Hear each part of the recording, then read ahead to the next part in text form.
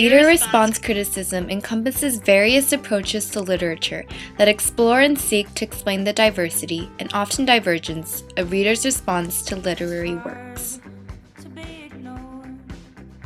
A few main points. The reader is always an active part of the book. The interaction between the readers and the text is extremely important. There is no set meaning. The meaning comes from the readers and how they analyze the book. However, limitations still exist, and not every interpretation can be correct. Sometimes every day I'll just keep it to myself in the sun.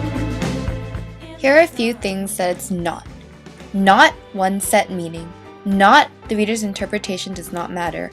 Not the message is set in stone.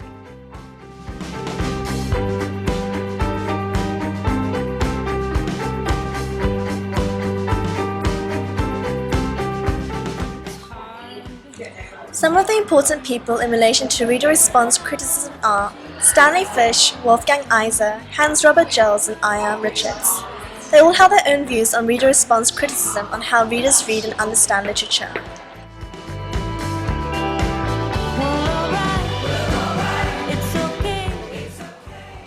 Stanley Fish states that readers come from the same interpretive community. Sharing the same community, they hold shared reading strategies and values, which help them understand literature in a similar way. In addition to this, Fish states that readers come from similar culture and historical background and knowledge. With all this, readers' understanding of style and identities are similar.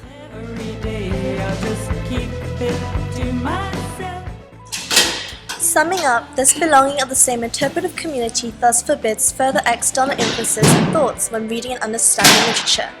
It shows that the readers have a range of similar understanding. Wolfgang Iser's belief is the opposite of that of Fish. He believes that the reading process is subjective, that all readers interpret literature differently and independently, free of bounds.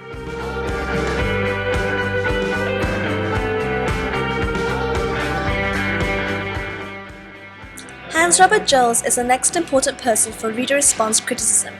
He wrote the book Literary History as a Challenge to Literary Theory in 1967, which states his principles and beliefs in a reader's process.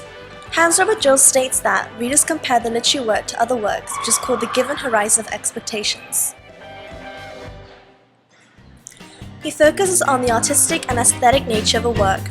The artistic character of a work is determinable by the nature of the audience's reaction, for example, approval, rejection, shock, which corresponds to the aesthetic distance between the given horizon of expectations and the appearance of a new literary work.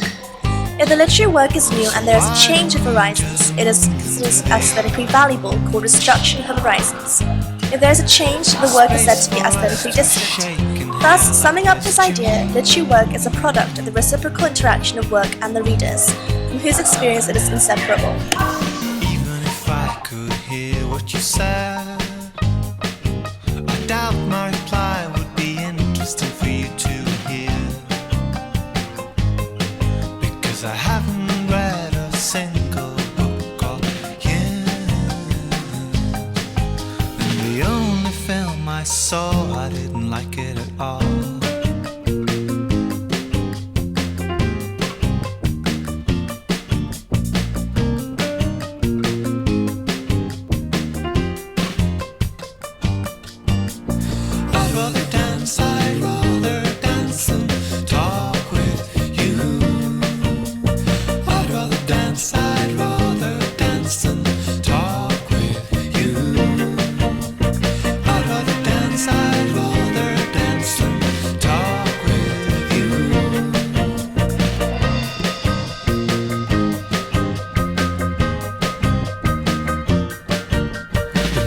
Too loud and the noise from the crowd increases the chance of misinterpretation. So let your hips do the talking.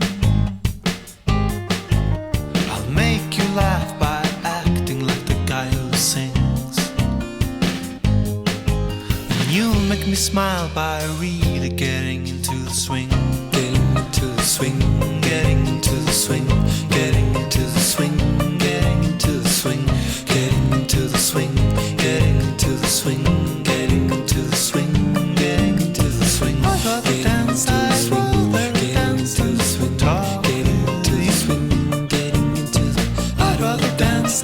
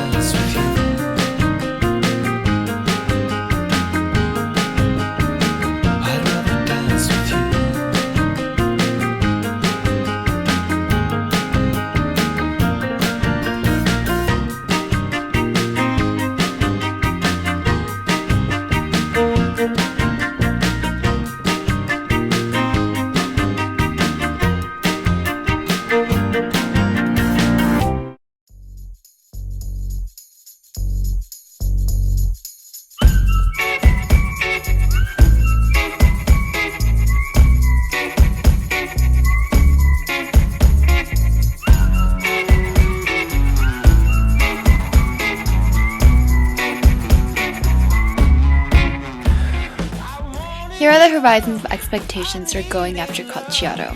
For example, many believe that soldiers are brave and courageous and are not worried like the rest of us. They also think that soldiers can tolerate the tortures from war better than everyone else. Many also believe that soldiers are not terribly affected by war. There are several implied readers for Going After Cacciato. First of all, the book reaches out to soldiers who need condolences, that they are not the only ones suffering. Also, this book is for civilians who do not understand the perils of war and the spirit of soldiers. Third, this book is for governments who insist on waging war without fully understanding the effects of war and how soldiers must deal with the traumatic effects of war.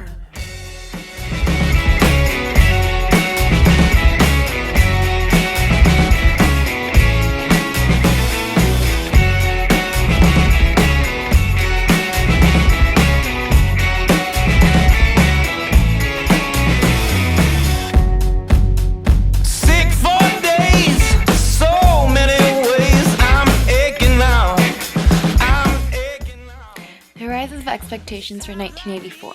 First, some people believe that we do not need to be active citizens and that because other people can be active, we don't need to be active. Second, people believe that totalitarian governments can be helpful and will not become overbearing. This was especially true during the Great Depression because many people were suffering and could not even get food.